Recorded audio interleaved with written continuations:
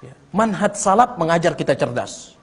Ada dalil, jalan. Tidak ada dalil, tanya dulu sama ustadznya. Ada atau tidak ustadz? Kalau ustadznya mengatakan tidak ada, mohon maaf ustadz. Tiang cinta kepada antum, tetapi tiang lebih cinta kepada agama ini. Ya. Tiang tidak mau menjalankan agama tanpa dalil. Katakan saja seperti itu. Sebagaimana yang dikatakan oleh Al-Imam Ibnu Qayyim Al-Jauziyah. Saya sangat mencintai guru saya, yaitu Syekhul Islam Ibnu Taimiyah. Saya sangat cinta kepada guru saya, walakinnal haqqu ahabbu ilayya, tetapi kebenaran lebih saya cintai, kata Imam Ibnu Qayyim Al-Jauziyah. Jadi cerdas jemaah sekalian. Au ahadun minal ulama, atau paling tidak ulama yang berucap seperti itu. Ya. Ada tidak ulama yang berucap seperti itu. Fa in asabta fihi atharan anhum fatamassak bihi. Kalau ada dalilnya pegang teguh. Jangan sampai dilepas. Wala tujawizhu li syai'in, kemudian jangan antum lewati. Kalau ada dalil, antum ikuti dalil tersebut, apa yang disebut oleh dalil itu sudah antum pegang, jangan antum lebih-lebihkan. Contohnya mana? Contohnya talqin setelah kematian. Nabi SAW bersabda dalam riwayat Imam Muslim, Innal abda idza wudi'a fil qabri innahu la yasma'u khafqa ni'alihim idzan sarafu. Orang yang mati, kata Nabi SAW, orang yang mati kalau sudah dimasukkan ke dalam kubur,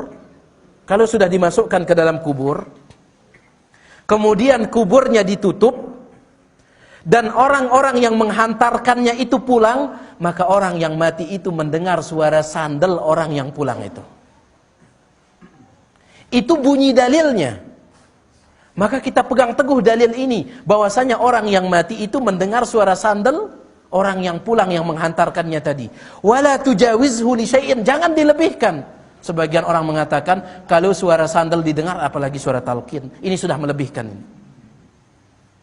Cukupkan sampai dalil itu saja.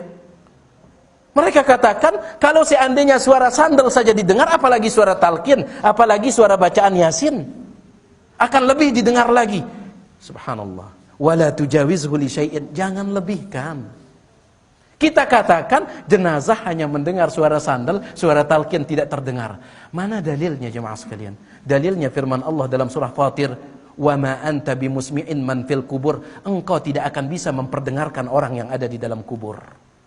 Hukum asalnya kita tidak bisa memperdengarkan orang di dalam kubur kecuali suara sandal. Kenapa? Karena ada dalil yang menyebutkannya. Wala tujawizhu li syai'in, jangan dilebihkan lagi. Ya, jangan dilebihkan lagi. Suara talqin lah, suara Al-Qur'an lah, jangan dilebihkan lagi. Baik. Wala takhtar alaihi syai'an fatasqutu finnar.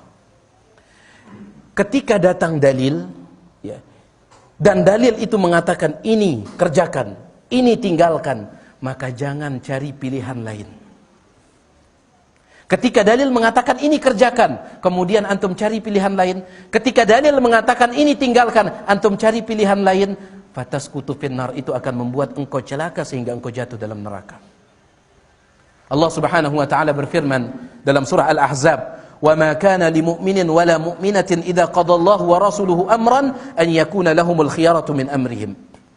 Ndekna pantas jemaah sekalian bagi seorang mukmin laki-laki dan mukmin perempuan, apabila Allah dan Rasulnya sudah mengeluarkan keputusan, Allah sebutkan keputusan di dalam Al-Quran, Nabi sebutkan keputusan di dalam hadis, tidak pantas bagi kita untuk mencari pilihan lain, tidak pantas.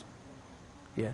Allah sudah tegas mengatakan ini tidak boleh, kemudian kita katakan, lah tapi ustadz kita mengatakan boleh. Jangan cari pilihan lain jemaah sekalian.